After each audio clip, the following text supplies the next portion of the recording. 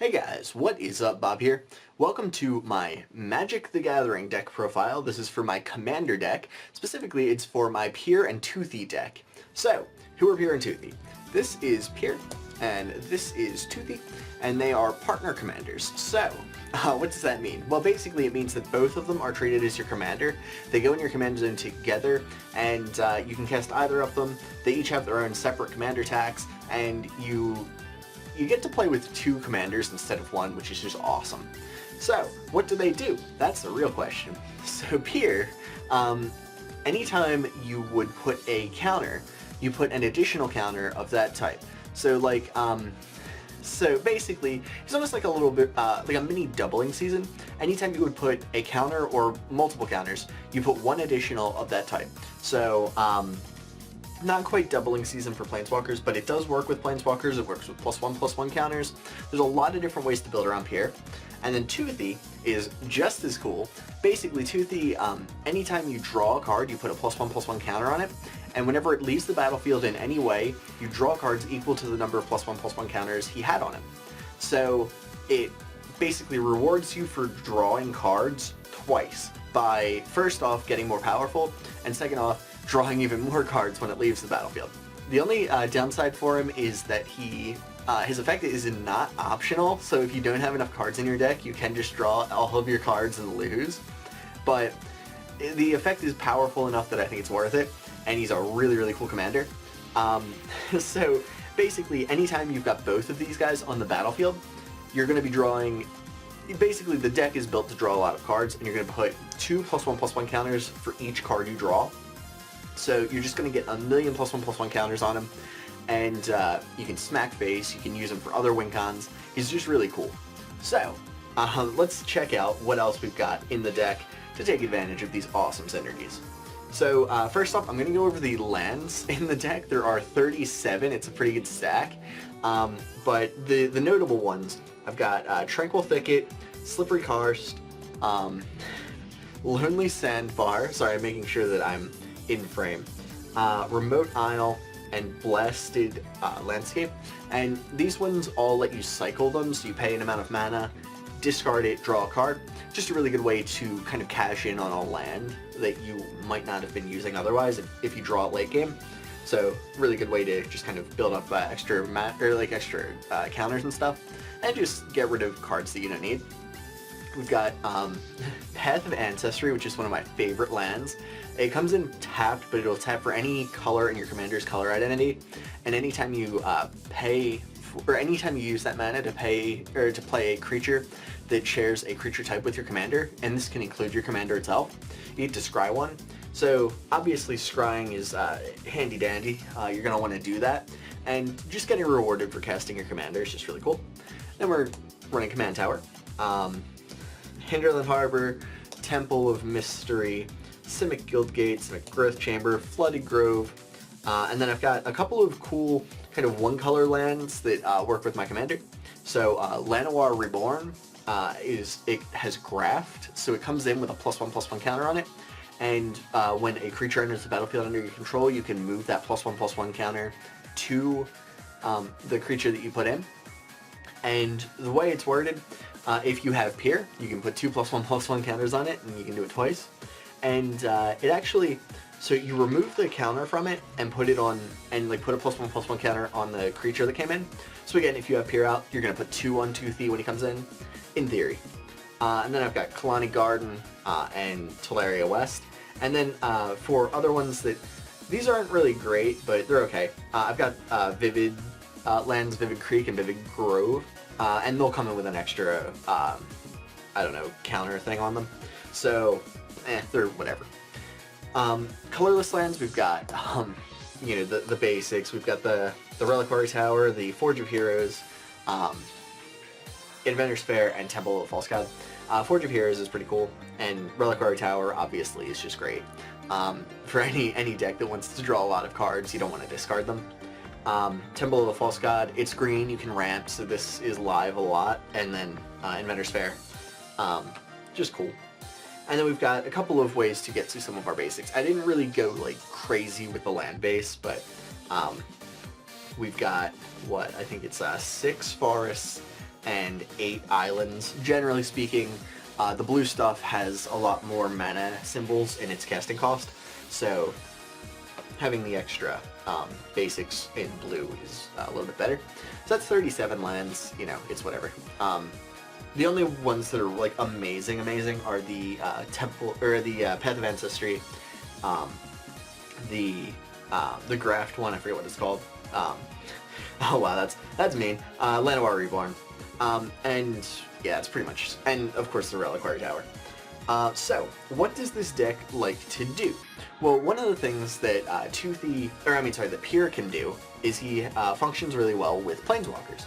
So I decided to have a Planeswalker sub-theme in the deck, and Planeswalkers I decided to go with. I've got Gruk, Primal Hunter, we've got Jace, Jace, Jace, Jace. These are in alphabetical order, by the way. But these ones are the good ones. They let you draw extra cards, and this one's amazing because it can go infinite with Doubling Season, which, spoiler alert, is in the deck. This one's okay, but it's whatever. I've got Kiora. She can ramp you, which is cool. Nothing else really matters, but you can alter after 1+, because she'll come in with basically, anytime you cast any of these Planeswalkers, they'll come in with an extra loyalty counter, which is pretty cool, because she'll come in with 3, and then when you plus her, you'll get, instead of +1, it'll be +2, because of Pyr.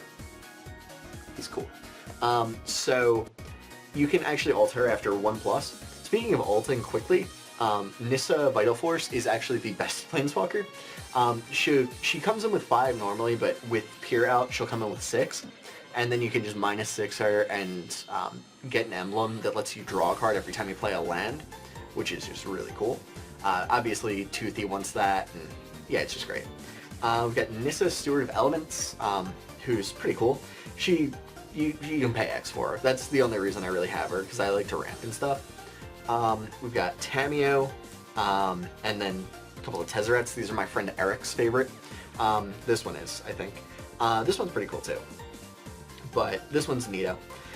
So yeah, they all do stuff.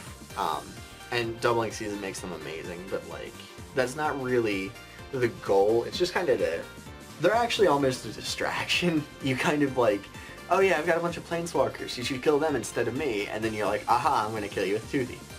But anyways, so for, I know I'm starting with the boring stuff. I'm going to go to ramp here. So of course we've got Soul Ring, we're in green, so burgeoning. Green with blue, just like, that's burgeoning colors in my opinion, because you're going to be drawing a lot of cards, you're going to be playing a lot of lands, it's just fantastic. We've got Rampant Growth, we've got Farseek, which is not amazing in this deck, but whatever, because it's only 2 colors, so you can only search islands. But whatever, it's 2 mana ramp. That was kind of the idea. I wanted to be able to ramp at 2 so that I could cast Pyr on 3 and maybe have an extra mana up to do stuff. Explore, pretty cool. Draw a card, play an extra land. It's not like search your library for a land, but it's neato because you draw a card, which is something you want to do anyway. I've got Cultivate and Kodama's Reach. They're pretty good. And then here's some cool ones. So I've got Crystalline Crawler, which is just awesome. So it comes in with a +1/+1 counter for each color of mana you spent to cast it. So generally that's going to be 2, but if you have Pyr out, he'll come in with 3. You can remove a +1/+1 counter from it to add 1 mana of any color. And then you can tap him to add a +1/+1 counter to him. So ordinarily, that would be tap him, add a +1/+1 counter, and then remove it and add a mana. But with Pyr, you add 2 mana, or you add 2 +1/+1 counters, so you can get 2 mana every turn. He'll come in generally with 3 +1/+1 counters on him. There's ways to add +1/+1 counters. You can get a lot of mana very quickly with him, which is just super cool. Then I also have Krufix, God of Horizons, which is just a really good way to kind of save mana, and that can ramp you a little bit. And then Traverse the Outlands, which is just an awesome, awesome card. Generally speaking, you're going to have a very powerful Toothy on your side of the field, and if you can use Traverse the Outlands on like turn 5, if you have like 4 +1/+1 counters on him, getting 4 lands out, but that's like low end of the spectrum. Generally speaking, you're going to be able to get like 8 lands, and sometimes you can just search your library for all your basics and just put them all on the board, which is just busted. So that's cool. Then We obviously want a bit of card draw since it is like kind of the name of the game. I've got Brainstorm, Serum Visions, Ponder, and Opt all at the 1 mana slot, as well as Mystic Remora. This can draw you a lot of cards over the course of like a couple of turns until you end up just getting rid of it, which is definitely worth a slot. At the 2 mana slot, I've got Zem Guildmage, so he's pretty cool. You can pay a green and a blue, and this turn all your creatures come in with an additional +1/+1 counter. Again, with Peer out, that's 2. Generally speaking, that's okay, but you're not going to do it a ton. But the good one is green and a blue, remove a +1/+1 counter, draw a card, and it can be like from anything. So what you can do with that is if you've got your commanders out, and say you have like, ordinarily, if you draw a card, play this guy out, you're going to have 2 +1/+1 counters on this guy. You play this guy out, say it's like turn 5, so like turn 3, 4, 5, right? So he's going to have 2. You play this guy for the 2 mana, you remove 2 counters, you remove a +1/+1 counter from this guy, draw a card, get 2 more, so you're just like doubling the +1/+1 counters that you have on Toothy. You get 2 for the price of 1, basically. So it's really cool. So just drawing that extra card is really handy, and this guy can actually, the advantage that you get from him can build up very, very quickly, so I like him. Then at our 3 mana one, we've got Aristic Study, and sort of Tezzeret's Gambit, which has really good synergy with all your Planeswalkers and stuff. It's just pay a Phyrexian mana, so either blue mana or 2 life, and you draw 2 cards and then proliferate. So draw 2, that'll be 4 +1/+1 counters on Toothy, then proliferate, you get 5, but with Peer out it's 6. So that's why that's good. So yeah, I don't know, 3 mana, 6 counters, 2 cards, like I'd take it. Then I have Factor Fiction. It doesn't draw cards technically, you just like pick a pile and add it to your hand, but it's still a really good card, so I like it. And then I've got Teferi's Puzzle Box, not Tezzeret. Tezzeret's the other guy. Teferi's Puzzle Box is just an amazing card. During each player's draw phase, they put their hand on the bottom of their deck and draw that many cards. If that's not insane, I don't know what is. Basically, if you have like a decent number of cards in your hand, you're gonna draw like you can draw like, 5 or 6 cards on average, and then you're getting that many counters on Toothy. It builds up very, very quickly, so I like it. Then for like the high mana draw cards, Rishikar's Expertise, one of my favorites. Draw a bunch of cards, play something for free, like fantastic. And then I've got Pull from Tomorrow and Stroke of Genius, just really good cards in general. Like you're just gonna want to draw cards, so paying a bunch of mana at instant speed, so you can do it on an end step. You can do it like when you attack, when your opponent doesn't block, and you're just like, ha, draw 50 cards, kill you. It's really cool. Or not even 50, you can draw like 10, and then just like, cool, commander damage. So yeah, I like that. So obviously we want, in any sort of commander deck, we want a bit of removal. So what do we do for that? Well, we've got a couple of counter spells. We've got Swan Song and Mystic Confluence. I didn't want to go too counter heavy, but these ones are really good. Mystic Confluence, you can use it to draw cards as well. So that's really cool. For creature removal, I've got like Pongify. I've got a couple of different things, but Reality Shift, Into the Royal, Beast Within, Curse of the Swine. Love this card. And for like enchantment, artifact, I don't have a ton, but I've got Consigned to Dust, and there's another one, but I have Cyclonic Rift and Evacuation. Very good cards, just like everything goes back to the hand. And this one can hit Toothy, which is actually really cool because you can draw cards off of it. It's instant speed, so like, yeah, you can, and recasting Toothy from your hand is super easy, it only costs 4. So you can actually get like a lot of advantage off of that one. So that's pretty cool.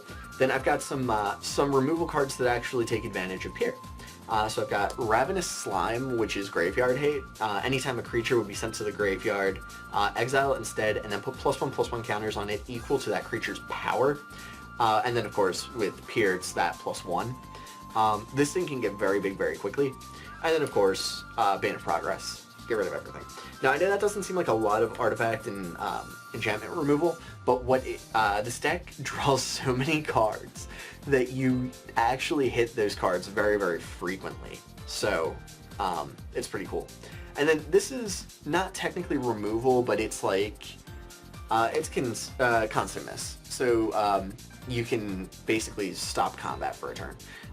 It's again not removal, but it's kind of like attack hate. So I put it in removal, and you can buy back for like by sacrificing a land. It's not as amazing in this deck as some other decks, but like it's pretty cool. Then I do have some graveyard recursion. I've got Eternal Witness, Skullwinder, and this one's cool, Nostalgic Dreams. So as an additional cost, you discard a bunch of cards, and then you get a bunch of cards back. It actually can, like you're going to have a bunch of cards anyway, so discarding cards isn't necessarily the worst thing ever, but just the idea that you can get a bunch of cards back from your graveyard and reuse them, just really handy. Obviously we're not in black or anything, so just having that ability is really good. Now, obviously, I just went over ramp, card draw, and some Planeswalker stuff. Let's get into like the actual synergies. The stuff that you actually like want to get when you have Peer and Toothy out. And this actually, it's going to seem really limited, but I promise it's really good. This is the spicy stuff, the stuff that actually like wins games. So we've got Hardened Scales, obviously. Chasm Skulker, really cool way to just blast somebody. Forgotten Ancient, really cool card. You just put a bunch of +1/+1 counters on him, and then you can move them over to Toothy. Deep Glow Skate, just double the counters on all your stuff. Hadana's Climb, Hadana. This is almost like ramp, but at the beginning of combat, add a +1/+1 counter. You're gonna add 2. It's just a really cool card. It turns into a land that gives your guy like flying and trample or something. Whatever. It adds counters to things. For Planeswalker Synergy, the Chain Veil obviously is just an amazing card. You can search it with Tezzeret. Doubling Season, like hello. And these ones are actually probably the spiciest of spice. Quasi-Duplicate and Deadeye Navigator. So basically, if you've got Toothy out, you can Quasi-Duplicate him, create a token copy of him. The original will get legendary ruled into Oblivion. He'll leave the battlefield, go back to your command zone. You're going to draw cards equal to the number of +1/+1 counters you had on him. Then, if you've got Peer out, guess what? You're going to get 2 +1/+1 counters for each card you drew. So say you have like 10 on your original Toothy, you're going to get 20 +1/+1 counters on the copied Toothy. Then, discard a card, pay 3 mana, create a token copy of the new Toothy. Draw 20, get 40 +1/+1 counters on it. That can actually just straight up, like, that'll win games, obviously. Just getting that much card advantage and that big a creature. And then Deadeye Navigator can do it repeatedly. It's a lot pricier and a lot higher priority a target. Like, they can actually stop it by killing it and stuff. But like, well, sort of. If you just cast it without any extra mana. But it's so, like, the plus side on him, you just blink your Toothy a couple of times and you're probably gonna win. Unless, you're either gonna win or lose. And I think that's the coolest thing. Like with this deck, you're either gonna win or you're gonna lose. But either way, it'll be magnificent. Because you're gonna draw a million cards and do a bunch of stuff. And then obviously we need some win cons. Lab Maniac, if you would draw your last card in your library, you win instead of losing. And Simic Ascendancy, this card's awesome. It only costs 2 mana. You can pay a green and a blue to put a +1/+1 counter on a target creature. Anytime you put a counter on a thing, or like a creature you control, you're going to put one on this. And if it has 20 during your upkeep, you just win. So basically, I like the you just win type of cards, but this one is neato, because if you've got Peer and Toothy, well, guess what? You can pay 3 mana, put a +1/+1 counter on Toothy. With Peer out, that'll be 2. Then you're gonna put that many counters on your Simic Ascendancy, because like anytime you would put counters on your thing, you put that many counters on Simic Ascendancy. Well, it would be 2, but with Peer, it's 3. So 3 mana, 3 counters, if you do that like 7 times, you win.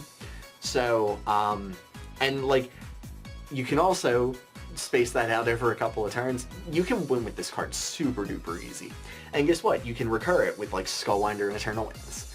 So, yeah, I like this deck. I don't know what else to say. I actually played it at Commander Night a couple of weeks ago, and my best moments were creating infinite mana with, I had Doubling Season, Simic Ascendancy, Crystalline Crawler, and Peer out, and I was able to put a +1/+1 counter for 3 mana. So I cast Crystalline Crawler. It came in with 3 +1/+1 counters. I removed all 3 to put a +1/+1 counter on it. I added 1 from Peer and then doubled it with Doubling Season. So you put 4 on it. Then you remove 3, put another one. And you keep doing that. That's infinite counters on that, and Crystalline Crawler can generate infinite mana with that because you're getting 4 for the price of, for 3 mana. So I was able to do a lot with that. And that's not like a crazy, it's like a 5-card combo, but it's super cool. And then, yeah, if you have like a 4-card, by the way, I did this on purpose. I didn't include any sort of tutors. I only have like draw cards. The reason for that, just drawing into these crazy combos, I feel like is a little bit more fair than like specifically tutoring for them. Tezzeret can tutor for stuff, but like generally speaking, that's not something you're gonna do a lot, because I don't think I've ever drawn him yet. But like, yeah, it's all about drawing cards. It's not about like tutoring for stuff. So I feel like that's a little bit more fair. But yeah, that was a cool one. And the other thing that happened, I had Toothy out for like 5 turns, and he ended up with, just from Peer, keep in mind, I ended up having him with 96 +1/+1 counters. I drew into Lab Maniac, played it, and then used Beast Within on Toothy and killed him and drew 96 to win. Well, I mean, I tried to draw 96, I wasn't able to. But yeah, so those are my like best moments with this deck so far. I really, really like it. So, but it is beatable. Like there's a lot of stuff that can beat it. And if you kill this guy when I'm trying to draw like a million off of Toothy, then I just lose. Which is like, I'm fine with that. There should be a risk associated with drawing a million cards. Like anytime there's that level of power, there should be a level of risk as well. So I'm cool with that. But yeah, I don't know. I thought this was a really cool deck, so I hope you guys enjoyed it. And yeah, I'll see you later. Bye guys.